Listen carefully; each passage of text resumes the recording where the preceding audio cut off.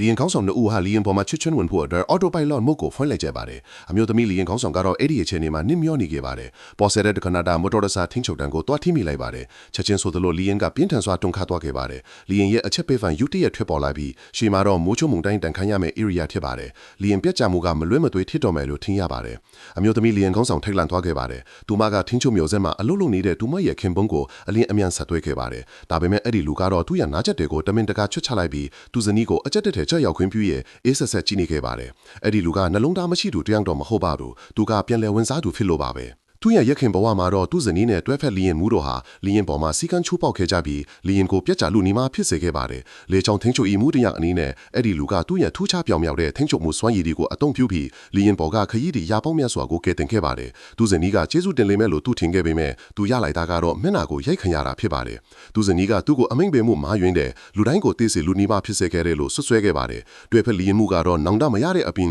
ဘေးကနေမိလောင်ရလီထိုးခဲ့ပြီးခရီးဒီလေးကိုသူ့ကိုရိုက်နှက်ထို့လုံဆော်ခဲ့ပါတယ်။အဲ့ဒီလူဟာပြင်းထန်စွာဒဏ်ရာရခဲ့ပါတယ်။နောက်ဆုံးမှာတော့စီကန်ချူဖော်မှုနဲ့ရည်ရွယ်ချက်ရှိရှိဒဏ်ရာရအောင်လုပ်မှုတွေကြောင့်သူကိုတက်တက်တကြွထောင်ဒဏ်ချမှတ်ခဲ့ပါတယ်။ဒါပေမဲ့သူ့ဇနီးနဲ့တွဲဖက်လီယန်မှုကတော့သူစီယွန်ခုတင်ရှေမှာပွန့်ပွန့်လင်းလင်းချစ်ခင်မှုကိုပြသခဲ့ကြပါတယ်။အဲ့ဒီအခါမှာအဲ့ဒီလူကသူဟာအပြစ်ပုံချခံရသူဖြစ်သွားပြီဆိုတာကိုသဘောပေါက်သွားခဲ့ပါတယ်။နောက်ဆုံးမှာတော့သူဟာဒေါသနဲ့နာကျင်မှုတွေကြောင့်ပောက်ကွဲသွားပြီးသေဆုံးခဲ့ရပါတယ်။ကောင်းကင်ကသူ့ကိုတနာခဲ့တာဖြစ်နိုင်ပါတယ်။အဲ့ဒီလူကလီယန်စာတင်ထွက်ခွာတဲ့အချိန်ကိုအန်တွဲဝရယာပြန်လဲဝင်စားခဲ့ပါတယ်။သူကိုသေစေခဲ့သူတွေကိုတန်ရာတန်းကျွေးပေးဆက်စင်မဲလို့သူကျင့်ဆိုခဲ့ပါတယ်။ဒီအချိန်မှာတော့အဲ့ဒီလူကသူ့ရဲ့အလုပ်နေရာမှာတီတီငင်ငင်ထိုင်နေပြီးသူ့နားချက်တွေကိုတက်ဆင်ကသူ့ဇနီးဆက်သွယ်လာဖို့စောင့်ဆိုင်နေပါတယ်